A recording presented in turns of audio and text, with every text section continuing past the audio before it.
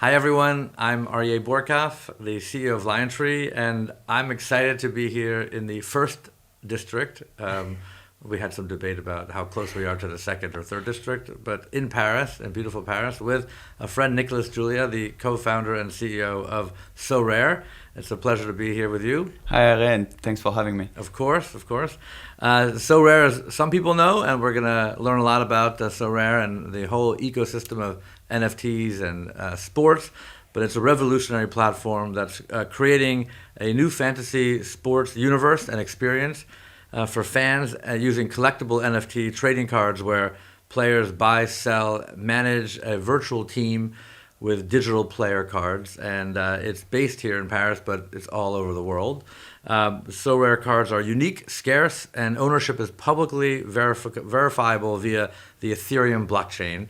By bringing together sports, entertainment, and digital assets in a unique way, Sorare is creating an entirely new industry, an ecosystem that unlocks new experiences and opportunities for leagues, players, and fans alike. One of the reasons we like Sorare so much is that it's an aligned economic ecosystem. Sorare also recently announced their $680 million Series B, the largest Series B ever for a European company, of which LionTree was proud to be a part of. Nicolas, welcome to Kindred Cast and part of the LionTree ecosystem here. Excited to do this one with you today. Thank you. So I recall when we first met a year ago, we had lunch here in Paris, venturing out as everyone emerged from the pandemic. We had a beautiful lunch here in this part of town. And NFTs were starting to come into reality and into the daily vernacular. But it was still quite a nascent space. Maybe for some people it is still today. So we'll explain it. But obviously with many people, it's part of the ecosystem now. Walk me through where you see the power of the NFTs in the broader metaverse. And I'll actually start with a quote because you have said before, and now that you're successful, I could quote you back from your prior words. The NFTs will be the underlying technology for everything of value on the web. It could be monetary value or it could be personal value, and it could be something your identity has early on, and so that's something an NFT could carry on for you on the web. It's going to be invisible. So look, I like to think about NFTs as a way to authenticate and secure anything digital, and like starting at Web 2, like the old web, like we could copy everything, right? Like photo, music, videos, like there was no notion of uniqueness in the web, like the old web as we know it. And with NFT, we come with tool, with a technology where we can authenticate and secure something digital.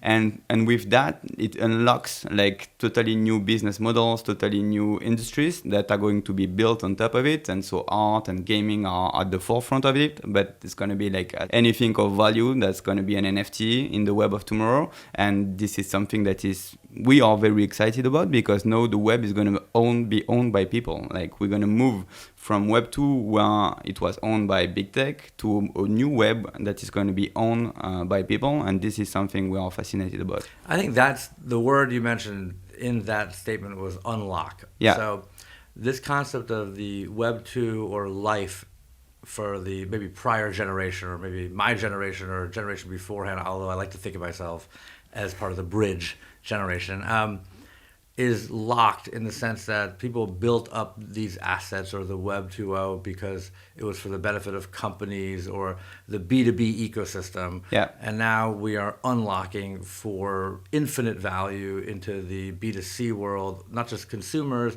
but individualism or individual expression or individual ownership of assets.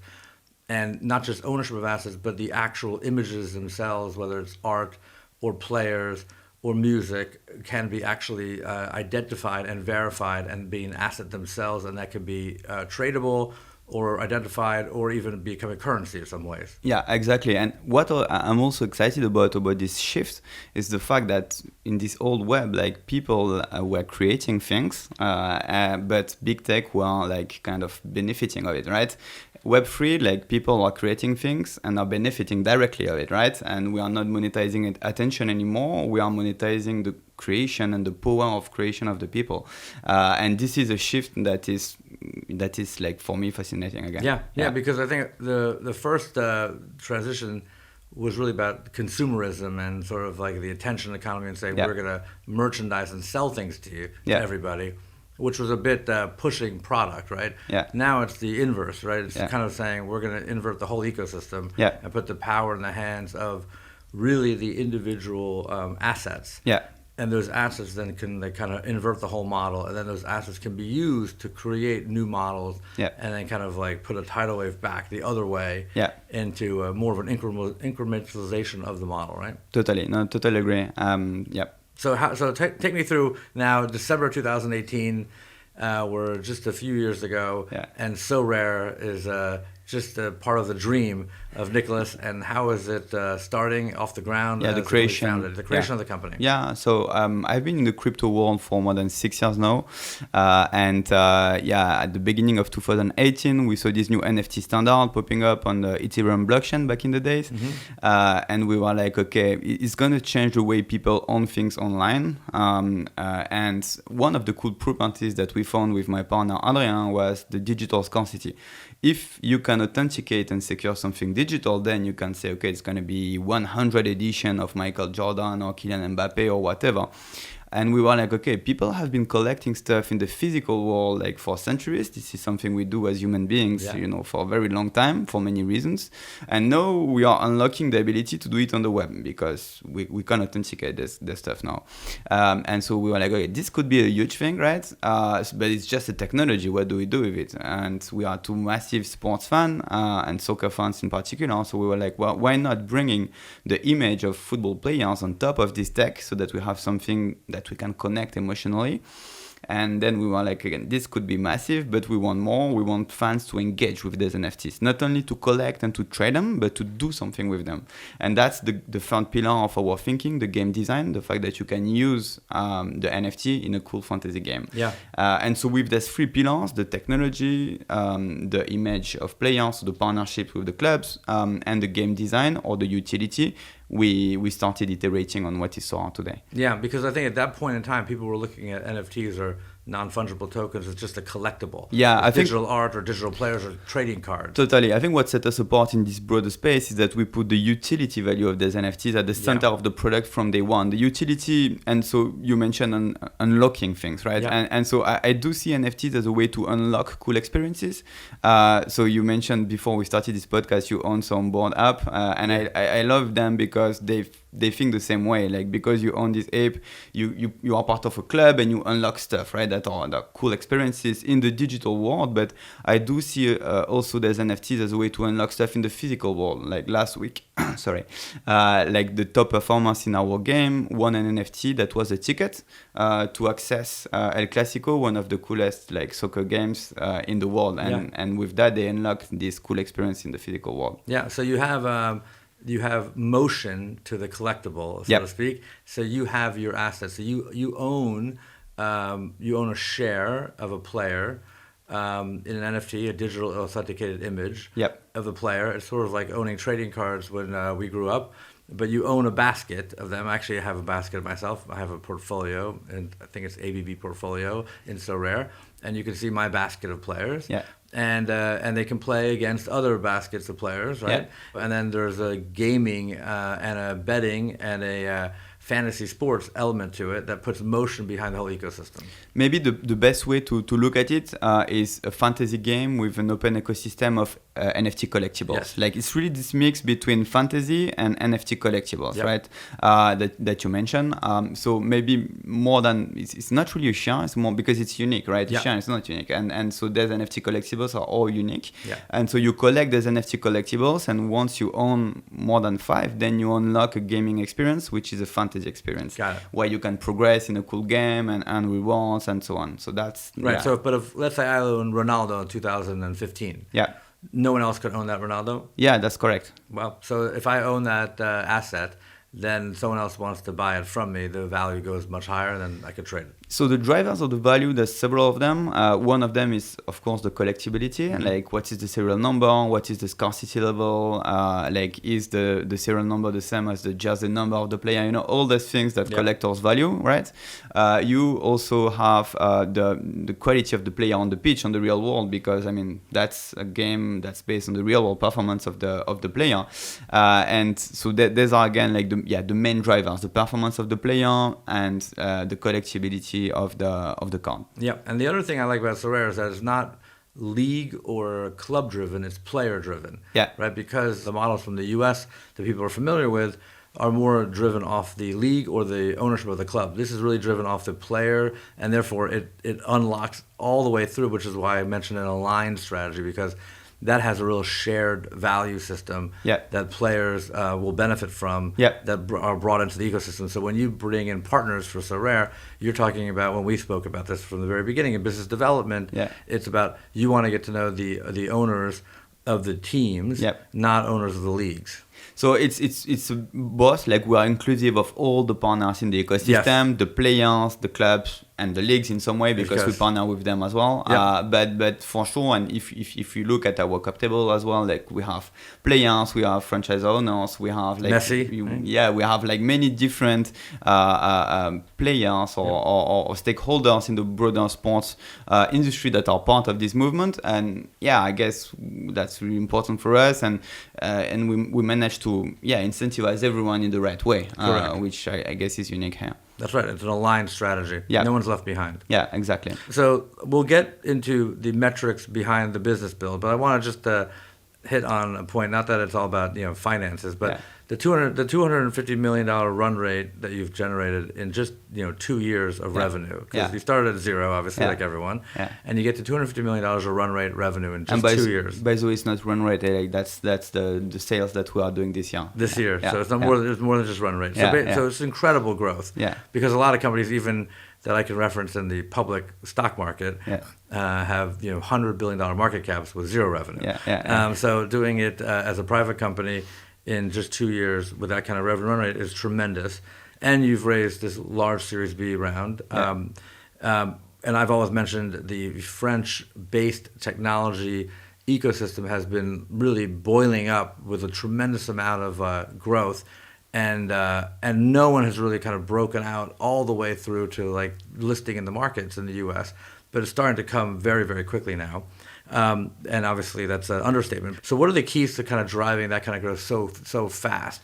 I mean, you mentioned obviously the underpinnings of the model, which are exciting, but it actually has a lot of financial gain, not just on the top line, but with a lot of margin as well. The company has been profitable almost from the first day, so that puts you, of course, in a good position when you raise money and so on.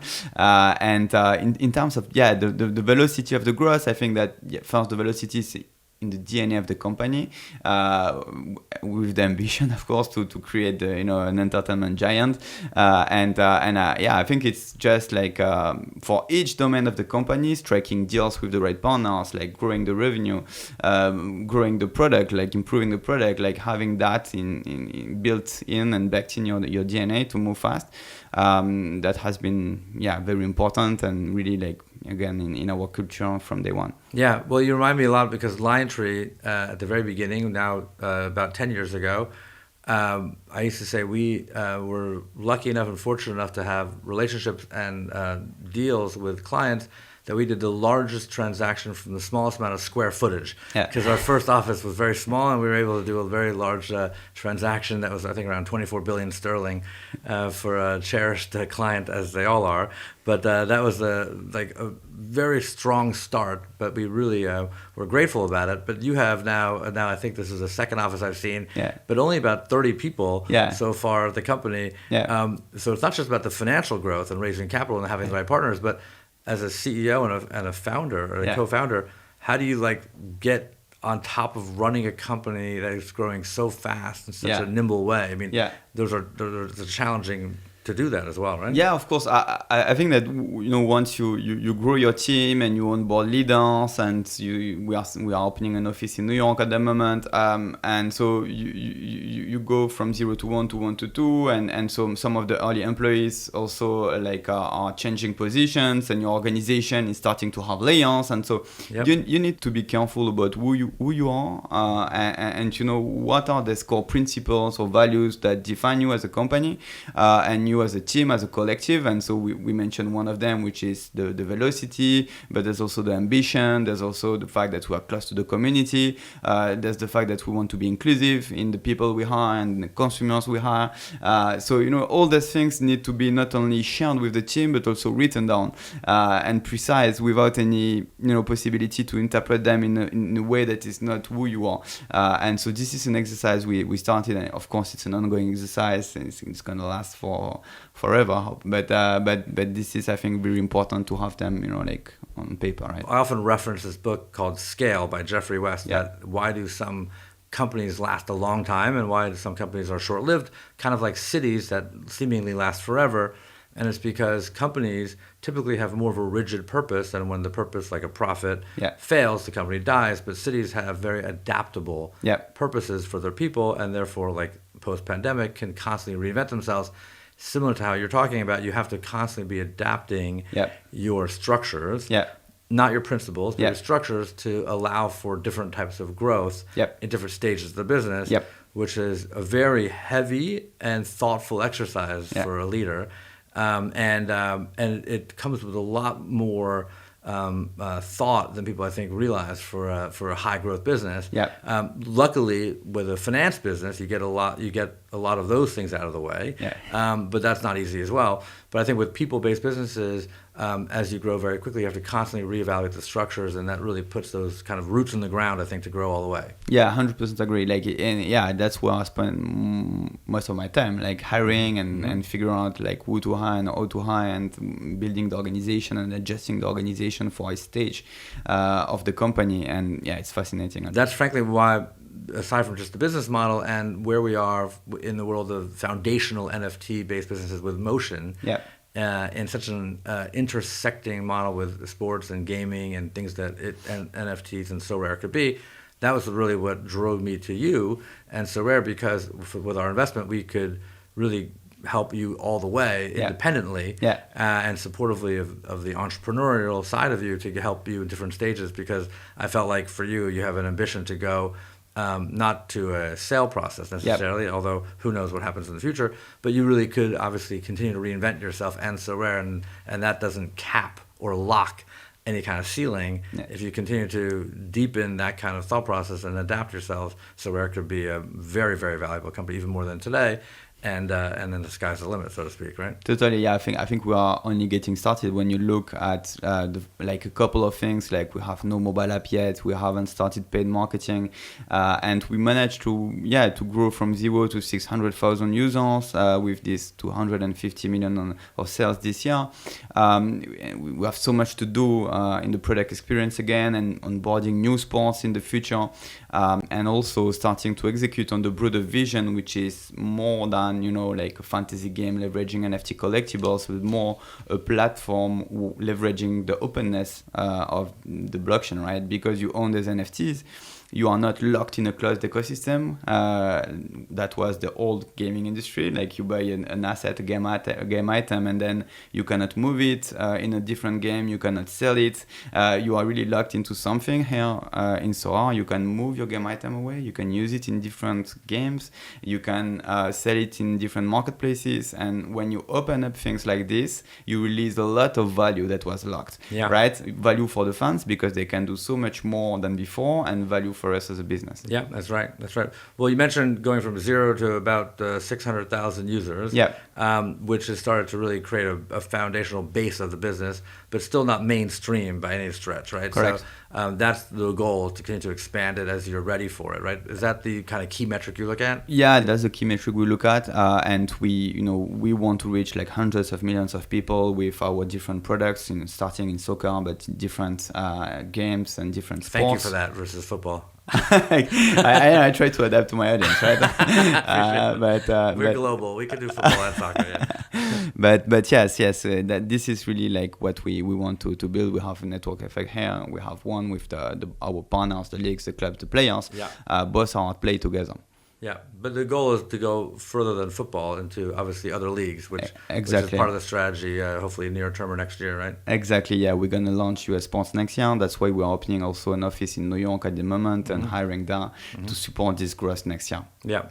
And so then how does the model work beyond that? Because you have a licensing model, is that the way it works? Yeah, it's a licensing model where it's like we didn't really innovate here. So we put a minimum guarantee on the table of our partners, right? And then they get royalties once the MG is recouped. So that's the model. So basically what they get is a new revenue stream. We are creating a new category, a new market, right? So it's not competing with the existing partners. And we also expose the brand to new audiences and grow their overall fan base, which is of course something that they want.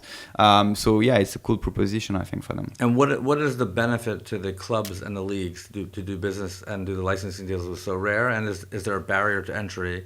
Or can anyone break into the market? Yeah, I guess that what we get in exchange for like opening a new revenue stream for them and growing their audience is an exclusivity in our category. So that's, as you said, the barrier, long-term deals, which is also protection, and then the right to use the IP, so the image of players and the club logo, jerseys, and so on, and also some marketing support from them. So that's basically the package, right? Yeah, and then you partnered up last year, or actually November this year, to with Bonhams, the auction house, to do a one of a kind Cristiano Ronaldo NFT auction, which sold for just over, I think, $400,000. Yeah. Right. Do you take me through that a little bit, and do you want to do more of those in the future? Because that was pretty innovative. I think that's a concrete example of the fact that you are free to move your NFTs in an open world, right? Yeah. Like, so actually that it's the user that went to them. It's not us as a company, right? Yeah. And because you are not locked in this closed ecosystem where you bought your game item, you can move them away. And if you want to go to Christie's and auction up your item, you can move it, right? Because you truly own your NFT in a way that is new, right? You can break out of the Sorare ecosystem. Exactly, you can move them away. I think that's one of the portability is one of the very cool features that gamers are starting to not only get but enjoy and feel, and so that's a concrete example, right? You can move your item away to Christie's, to OpenSea, like whatever marketplace you like, whatever game you like that is leveraging our platform, right? So that's really cool. That's really cool. So and vice versa. So to the extent that other platforms exist in the future, they could bring their assets onto the Sorare platform and play with the Sorare players as well. Exactly. I mean, you could envision like bringing your Bored Ape to your profile picture and so on at some point. Like if this is something that we develop. So yeah, that's. I can have my ape on my team playing with Ronaldo. Maybe not in your team. I don't see the fantasy like element the team just yet. Yeah. But somewhere in your gallery or somewhere in your profile for sure. Yeah, amazing. Yeah. Well, let's go. And you did just hire actually more people on the team, which I noticed from ESPN and others. So you really bolstered your ranks, yes? Yeah, definitely. Yeah. We had a couple of key leaders recently, like Ray and Spoon, who spent more than 7 years leading digital and fantasy at ESPN, who's obviously like, if not the key leader, like one of the key leader in fantasy and digital. So that's a key hire. Like we had Michael Melzer from DraftKings, who was one of the early employees, leading business development there. So that's also very, very key for us, notably for the US.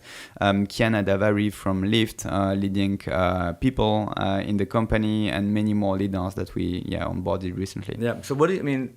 Is the trajectory of growth between the users and the revenue and the profitability, and now these new US leagues hopefully coming on board next year? Yeah. I mean, how do you see the growth curve? I mean, because obviously you just raised capital. I think the valuation was close to $4 billion, right? Yeah. Do you feel like you need more capital, or do you feel like it's going to keep moving in the same direction, or does it steady out for a while and you need to digest? How's it look? At this stage, we have a lot of interest for sure, Yeah. based on our partnerships and the defensibility we build here, like the growth, the profitability, and so on. But and also like a metric that we don't chat a lot, but retention is really like Netflix like, right? So not only we sell those NFT collectibles, but the engagement metrics are crazy. Like people stick around because we put the value and the usage value at the center of what we do. But maybe to answer your question more directly, like the key goals going forward are more to improve the product and make it ready for like mainstream audience. The user experience. Yeah, the user experience is still like rough at a lot of touch points in the product. So we want to make it way better. We want to ship a mobile application. We want to enhance the key deals with new sports league, and that's really where we and of course hire the best and accelerate the pace here. So those are really my 3 areas of focus at the moment: product growth, of course, leaks. And hiring, like that's critical to make it a mainstream product with the design and obviously the user experience. I think before you really push the marketing. Totally. Good.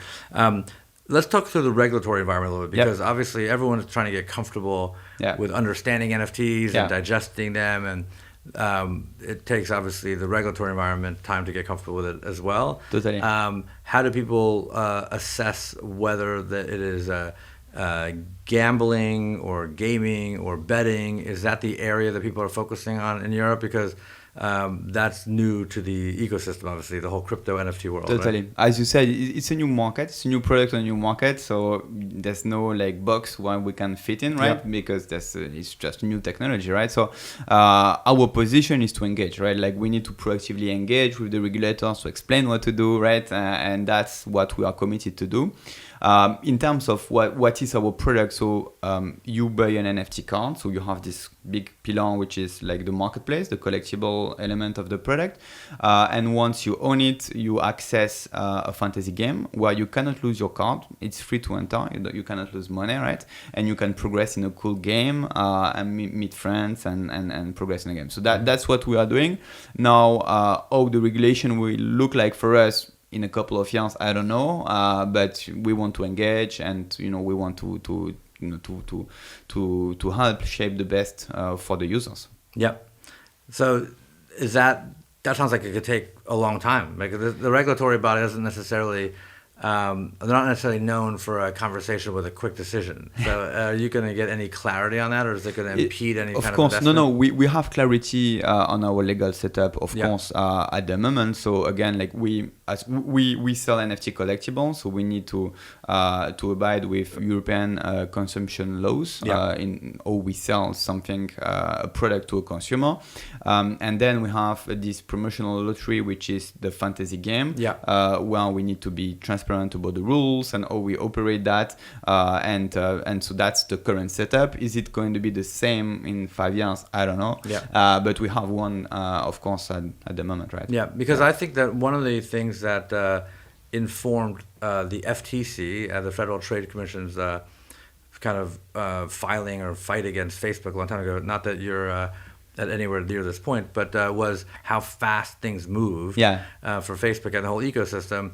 And then there was kind of no conversation or collaboration as things moved behind. Obviously, it was much deeper than that, but that's when you read the complaint, that's kind of was really embedded behind it, saying that the vision of Zuckerberg was so far ahead of where government was, and there was no real partnership conversation. Not that there's a lot of partnership between private and public sectors anyway, but in this case, because everything is moving so fast with Web 2.0 to 3.0 and the internet to the metaverse and NFTs and crypto, it may be sort of a collaborative exercise. In some cases, that's worthwhile to move everyone along together. Totally. So that when things do sort of really get to be mainstream, it's understood along the way versus in retrospect. Exactly. That's exactly the approach we have. Like that's our commitment to at least explain and share what we are doing, what's our business, what's this new technology, and what it is and what it is not, right? So that's our commitment. And the principles behind it, right? Totally. Yeah. So you mentioned mobile applications, right?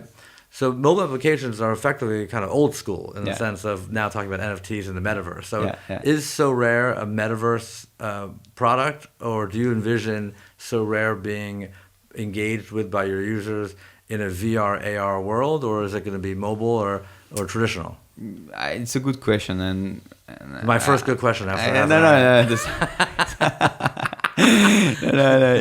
It's a question that makes me think. At least, but there are, so I think that maybe we are already in the metaverse, right? Like we spent a lot of times in digital environment, so I don't know if like it's gonna look like in 5 years it's gonna be really different. I don't know. I think one clear boundary is for this metaverse conversation is, do we want a metaverse that is owned by a centralized company, or do we want a metaverse that is owned by the people? That in the form of NFTs, because there's a lot of chatter at the moment because of some initiatives, right? That we don't know exactly how they're going to be executed, but that's a key question I ask. Like, what do we want, right? And for NFTs, I guess that what it would bring is, this ownership, this transparency, this traceability about who owns this world, and a direct connection for sure. So this I'm really excited about that. But then, do I want a world where we spend most of our time in the metaverse? I don't think I want. You're classic. You're more classic about it. Yeah, I think I want a bridge. Like that's at the core of what we have been doing from the beginning with the fantasy element. You bridge what happens in the pitch with what happens in the digital world, right? Now we are bridging the other way around. When you own an NFT, you can access a stadium, you can meet a player. Because you own an NFT, you can go to the physical world and do something cool. And so I want a world where we are not stuck scrolling in front of screens, right? So so I like this bridge, and that's always I like our company to operate, and that's the reason why we picked fantasy as well, because you are not stuck in front of a screen playing fantasy. You compose your team, then it plays, right? And you can enjoy doing something else, right? Exactly. And again, it's moving away from an attention economy where you want to grab people's time and people data, from a world where that is different, where people own their stuff online and don't need to spend all this time. You can scale your time. And you can scale your time. That's a good pitch. Sorare helps you preserve and scale your time. Yeah, exactly. Yeah. You can have fun and play your fantasy sports while you do other things. Yeah, and own your game as well, because from a world where you are spending money for something you don't own, like all the skins and stuff in video games, people spend billions, but at the end of the day they own nothing, right? They cannot trade it, they don't own it, they cannot move it away, and you are moving from this paradigm to a world where you truly own your game item in the way that is really, really close to owning something digital. So you bring power back to the gamers, you give them the freedom to move their stuff and use their stuff as they want. Yeah, I think there's a few principles in this conversation about taking the individual ownership but putting motion behind it in some application that is fun and intersects different elements of the entertainment industry, not just one. There's a cross-pollination around that, and I think also having that as an asset that can be transferable from one ecosystem to another, right? So that's a physical concept that we've been playing with since we were kids that exists in Web 2.0 and could also exist in the metaverse, right? Totally. But that asset is sort of part of the Sorare ecosystem that you've created. Yeah. And also now I think having individuals really feel like they have that ownership at the granular level, and then put that motion all the way through, and then being interoperable between ecosystems. That's really the power of NFTs, I think, the ownership that you mentioned, the digital scarcity behind it, and the portability, the fact that you can move them away, use them in so many different worlds. There's many more features that we haven't really maybe discussed here, like traceability, for instance, is huge. When you think about traceability, because an NFT change of ownership is traceable. If you sell your ape to me, we can track it, and the creator can get royalties on this sale. This is truly new. This is something you cannot do without a blockchain, and this is fascinating as well for creators, right? Because an artist can create something and get not only paid when he sell on the primary market, but also get a long revenue for each resale of the item. So this is something that is really truly exciting, and this is also something that enhances the ownership of a collectible, because if if you own a collectible that has been owned by LeBron, for instance, this is something that you see in the collectible. You have this audit trail of all the ownership, and it brings something new, something more.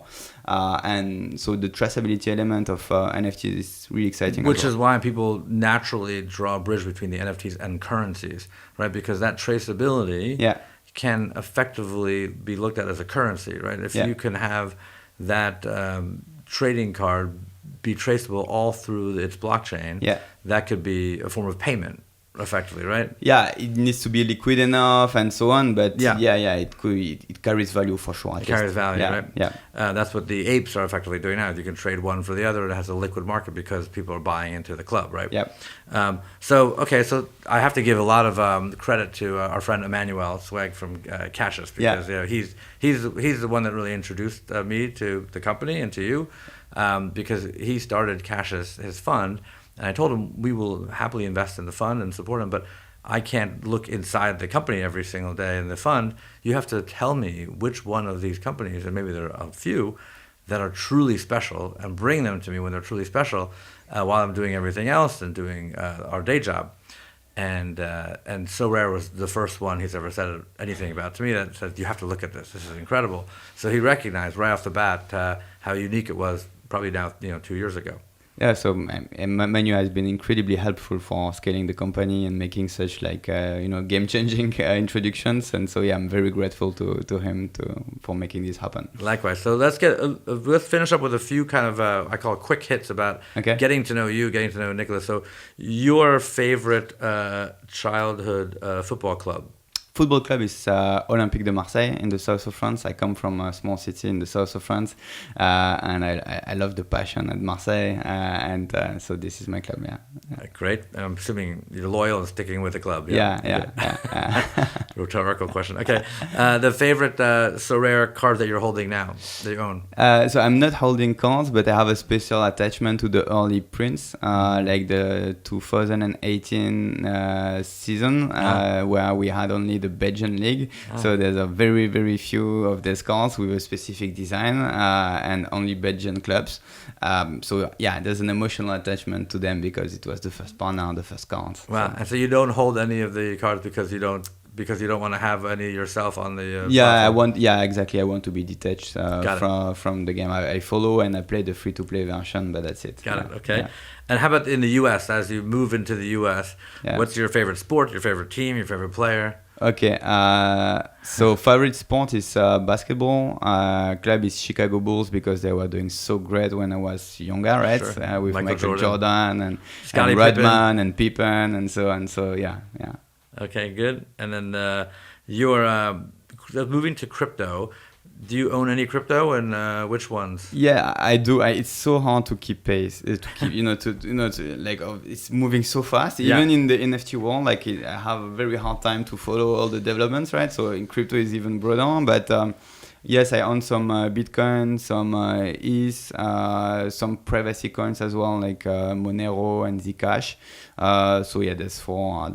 So it's very limited and concentrated basket. Yeah. Well, and I've mentioned that I have some of the Bored Apes and some others as well. Yeah. Are you part of any NFT community like that? I own a punk. It has been close to 3 years now for this relationship, and I hold it forever, right? I don't want to lose my punk. It's a relationship. I like that. Yeah, it's a relationship with my punk. I own a punk, a couple of CryptoKitties. Most of the NFTs I own are back from 2018. Yeah, amazing. Well, I'll finish with a quote, because we started with a quote that you've had before, and I hope people will listen to this and also start to expand your sayings and your quotes, because I've often talked about you in New York and other parts of the world about Sorare.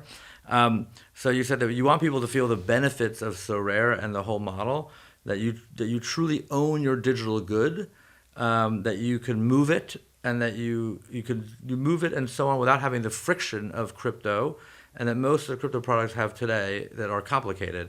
And so this is a technology that's going to underpin everything of value on the web. Yep. That this technology, that Sorare technology, the NFT technology.